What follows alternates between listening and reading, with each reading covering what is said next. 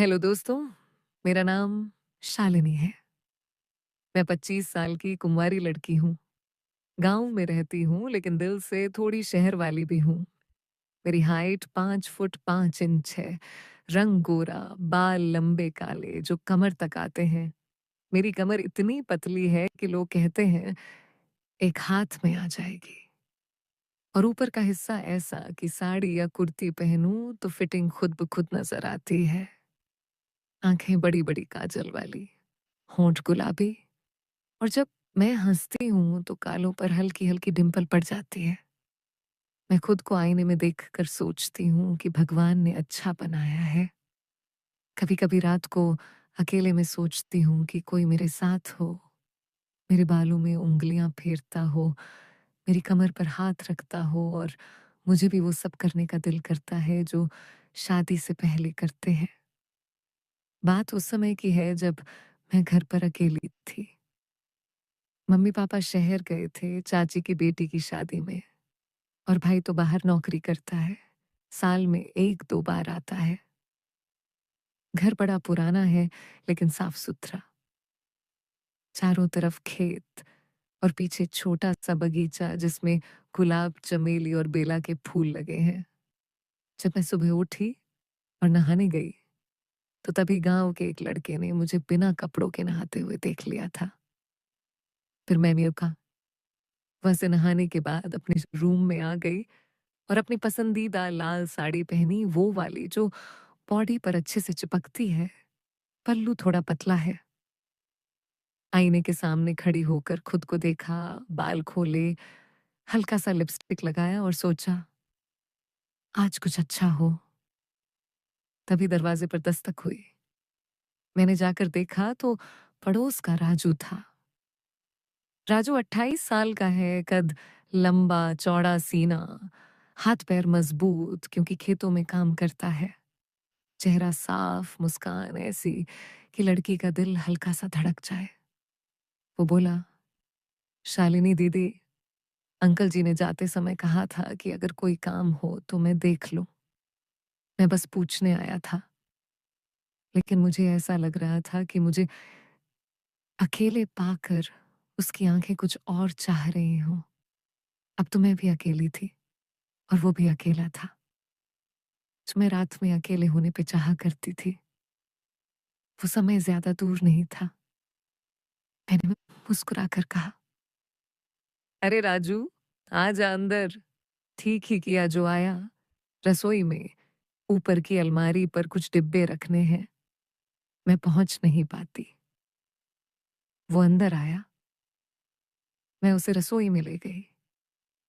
वो कुर्सी पर चढ़ा और डिब्बे रखने लगा। मैं नीचे खड़ी उसकी मदद कर रही थी। जैसे ही वो ऊपर हाथ उठाता, उसकी शर्ट ऊपर सरक जाती और पेट की मसल्स दिखती। मैंने मन ही मन सोचा, वाह, कितना मजबूत है ये लड़का। उसने नीचे देखा तो मैं जल्दी नजर हटा ली। एक डिब्बा रखते समय उसका पैर फिसला। वो हल्का सा लड़खड़ाया। मैंने आगे बढ़कर उसकी कमर पकड़ ली ताकि गिर न जाए। मेरे हाथ उसकी कमर पर लगे, गर्मी सी महसूस हुई। वो नीचे उतरा, मेरे बहुत करीब। बोला, थैंक यू दीदी, तुम न होती तो गिर जाता। मैंने हंसकर कहा, अरे कोई बात नहीं, तू तो भारी भरकम है। गिरता तो मुझे भी ले डूबता। हम दोनों हंस पड़े। फिर मैंने चाय बनाई। हम दोनों हॉल में सोफे पर बैठकर चाय पीने लगे। बातें शुरू हुई। पहले गांव की, फिर मौसम की, फिर मेरी पढ़ाई की। राजू बोला, दीदी तुम इतनी पढ़ी लिखी हो, शहर भी जाती हो, फिर भी गांव में ही रहती हो। शादी का क्या प्लान है?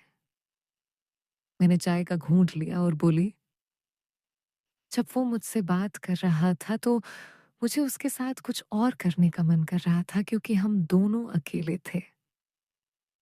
अभी तो मन नहीं है राजू, शादी के बाद सब बंध जाता है ना। अभी तो आजादी है, जो मन करे करो।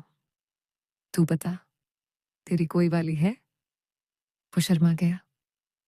बोला, कहाँ दीदी, कोई पसंद आए तब ना। उसने जैसे ही ऐसी बात बोली तब मुझे अंदर से खुश हुई क्योंकि वो सिंगल था। मैं उसके साथ कुछ भी कर सकती हूँ, लेकिन अगर कोई तुम जैसी मिल जाए तो सोचूं। मैंने उसकी तरफ देखा, वो मेरी आंखों में देख रहा था। मैंने हल्का सा मुस्कुराकर कहा, तू भी ना मजाक अच्छा करता है, लेकिन सच बता, मुझे देखकर क्या सोचता है। वो थोड़ा झिझका, फिर बोला, सोचता हूँ कि तुम बहुत सुंदर हो और बहुत अच्छी भी। कोई खुशकिस्मत होगा जो तुम्हें पाएगा।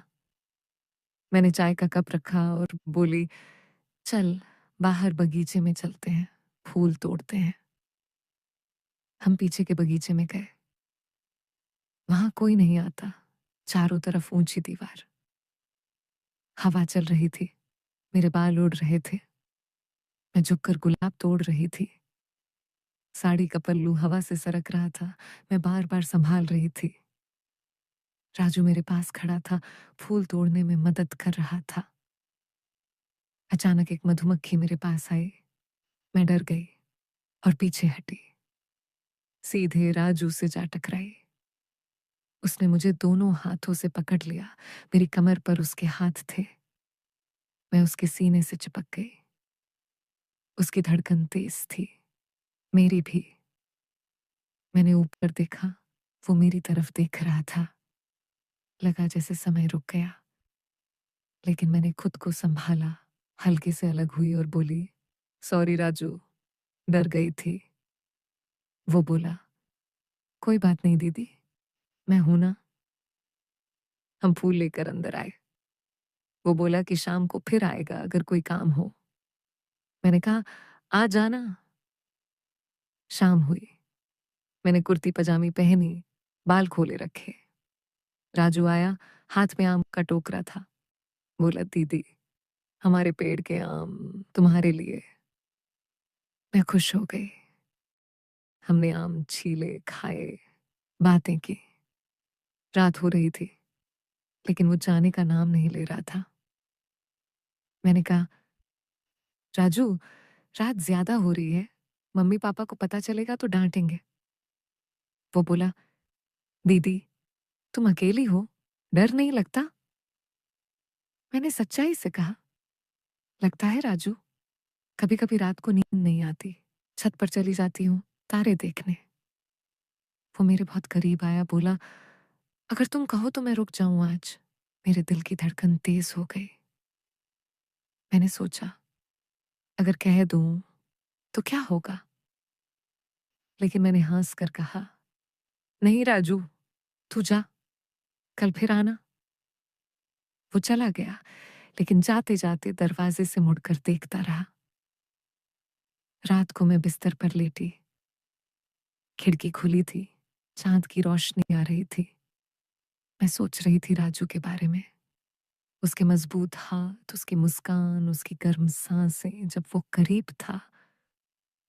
मैंने तकिया कसकर पकड़ लिया और सोचा, शालिनी पागल मत हो। सो गई। अगले दिन सुबह राजू फिर आया। इस बार बोला, दीदी, आज मैं तुम्हें खाना बनाना सिखाऊंगा। मैं अच्छी रोटी बनाता हूँ। हम रसोई में गए। वो आटा गूंथ रहा था, मैं सब्जी काट रही थी। उसके हाथ पर आटा लगा था। मैंने हंसकर कहा, राजू, तेरे हाथ पर आटा लग गया, तो मैं साफ कर दूं। मैंने अपना दुपट्टा लिया और उसके हाथ पोंछने लगी। मेरे हाथ उसके हाथों पर थे, वो मुझे देख रहा था। फिर उसने कहा, दीदी, तुम्हारे हाथ कितने नरम हैं। मैंने कहा, तेरे हाथ कितने खुरदरे लेकिन मजबूत। खाना बनाते समय तेल छिटका और मेरी कुर्ती पर गिर गया। मैंने कहा, अरे ये तो गंदी हो गई। वो बोला, दीदी मैं पोंछ दूं। मैंने मना किया, लेकिन वो करीब आया और धीरे से पोंछने लगा। उसका हाथ मेरे पेट के पास था। मुझे गुदगुदी सी हुई, लेकिन मैं खड़ी रही। फिर मैंने खुद संभाला और बोली, बस राजू, हो गया। हमने खाना खाया। वो बोला, दीदी, तुम्हारे साथ समय बहुत अच्छा लगता है। मैंने कहा, मुझे भी। ऐसे ही दिन बीतने लगे। राजू रोज आता, कभी बगीचे में, कभी छत पर, कभी रसोई में। हम बातें करते, हंस हंसते, कभी-कभी एक दूसरे को छू लेते, हाथ पकड़ना, कंधे पर हाथ रखना, बाल संभालना। हर बार लगता कि अब कुछ होने वाला है। अब राजू करीब आएगा, मुझे कुछ करेगा, मुझे अपनी में ले लेगा। लेकिन मैं हर बार खुद को रोक लेती। वो भी आगे नहीं बढ़ता था, बस आंखों से बहुत कुछ कहता था। एक शाम हम छत पर थे। सूरज डूब रहा था, लाल लाल आसमान। मैं कुर्ती पहने थी, हवा से दुपट्टा उड़ रहा था। राजू मेरे पास खड़ा था। उसने धीरे से मेरे बालों में हाथ डाला और बोला, दीदी, तुम्हारे बाल बहुत अच्छे हैं, छूने में मजा आता है। मैंने कुछ नहीं कहा, बस आंखें बंद कर ली।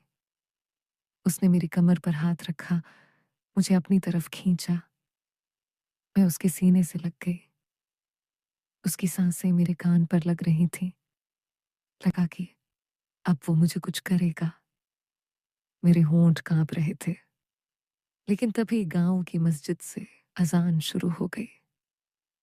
मैं अलग हो गई और बोली, राजू, नीचे चले। ऐसे ही कई पल आए, कभी बगीचे में, कभी रसोई में, कभी छत पर। हर बार थोड़ा और करीब, हर बार थोड़ा और गर्मी, लेकिन कभी आगे नहीं बढ़े। मैं रात को सोचती कि राजू अगर जोर डाले तो क्या करूंगी, लेकिन वो कभी जोर नहीं डालता था। वो बहुत अच्छा था। कभी मेरी मर्जी के खिलाफ कुछ नहीं करता था। बस आंखों से, मुस्कान से, छोटे छोटे छूने से इतना कुछ कह जाता कि मेरा दिल धड़कने लगता। लेकिन मैं भी खुद को रोकती रही, क्योंकि मुझे पता था कि अगर एक बार रुक गई तो फिर रुकना मुश्किल हो जाएगा। उस शाम अजान की आवाज ने हमें अलग कर दिया था, लेकिन राजू की आंखों में वो आग अभी भी चल रही थी। हम नीचे आए। मैं रसोई में पानी पीने गई और वो हॉल में खड़ा मेरी तरफ देखता रहा। मैंने गिलास रखा और बोली, राजू, तू आज देर से जा रहा है ना? वो मुस्कुराया और बोला, दीदी, तुम्हारे साथ समय पता ही नहीं चलता कि कब शाम हो गई, कब रात। मैंने हल्का सा हंसकर कहा, हाँ, मुझे भी यही लगता है, लेकिन अब जा, कल फिर आना। वो दरवाजे तक गया, फिर मुड़ा और बोला, दीदी, अगर रात को डर लगे तो मुझे आवाज दे देना, मैं पास ही हूं। मैंने कहा, ठीक है राजू, गुड नाइट। दरवाजा बंद किया, लेकिन दिल में एक अजीब सी उथल पुथल थी। रात को मैं कमरे में लेटी। चांद की रोशनी खिड़की से आ रही थी। मैंने कुर्ती उतारी, सिर्फ स्लिप पहनी और बिस्तर पर करवटें बदलती रही। सोच रही थी कि राजू अगर सच में रुक जाता तो क्या होता। उसके मजबूत हाथ मेरी कमर पर, मेरे बालों में, मेरे होंठों पर। मैंने तकिया कसकर दबाया और खुद को डांटा, शालिनी, सो जा, ये सब गलत है। लेकिन नींद नहीं आ रही थी। आखिर में उठकर छत पर चली गई। ऊपर ठंडी हवा चल रही थी। मैं रेलिंग के पास खड़ी होकर तारे देखने लगी। दूर कहीं कुत्ते भौंक रहे थे, लेकिन चारों तरफ शांति थी। तभी मुझे लगा कि कोई नीचे दरवाजे पर है। मैंने झुककर देखा, राजू था। वो बाहर खड़ा मेरी तरफ देख रहा था। मैं चौंक गई, लेकिन कुछ नहीं बोली। वो इशारा किया कि सब ठीक है ना? मैंने सिर हिलाया। वो मुस्कुराया और चला गया। मुझे अच्छा लगा कि वो चिंता करता है। अगली सुबह मैं उठी तो मन हल्का था। नहाई, आज नीली साड़ी पहनी, वो वाली जो थोड़ी टाइट है और पीठ से खुली रहती है। बालों में क्लिप लगाई और किचन में नाश्ता बनाने लगी। तभी राजू आया। बोला, दीदी, गुड मॉर्निंग। कल रात अच्छे से सोई? मैंने मुस्कुराकर कहा, हाँ, तूने देखा ना छत पर। थैंक यू की चिंता की। वो शर्मा गया। फिर हमने साथ नाश्ता किया। आज उसने कहा, दीदी, आज मैं तुम्हें अपने खेत दिखाऊं। वहां आम के पेड़ हैं, बहुत अच्छे फल लगे हैं। मैंने सोचा, क्यों नहीं? बोली, चल, लेकिन जल्दी लौटना पड़ेगा। हम खेत की तरफ चले। रास्ते में धूप थी, लेकिन हवा ठंडी। राजू मेरे बगल में चल रहा था। कभी मेरे कंधे से उसका कंधा टच हो जाता। खेत में पहुंचे तो चारों तरफ हरा भरा। आम के पेड़ों पर फल लटक रहे थे। राजू एक पेड़ पर चढ़ गया और आम तोड़ने लगा। मैं नीचे खड़ी देख रही थी। उसकी शर्ट फिर ऊपर सरक गई, पसीने से चिपक गई थी। मैंने मन ही मन सोचा, कितना हैंडसम लग रहा है। उसने आम नीचे फेंके। मैंने पकड़े। फिर वो नीचे उतरा और बोला, दीदी, ये वाला तुम्हारे लिए।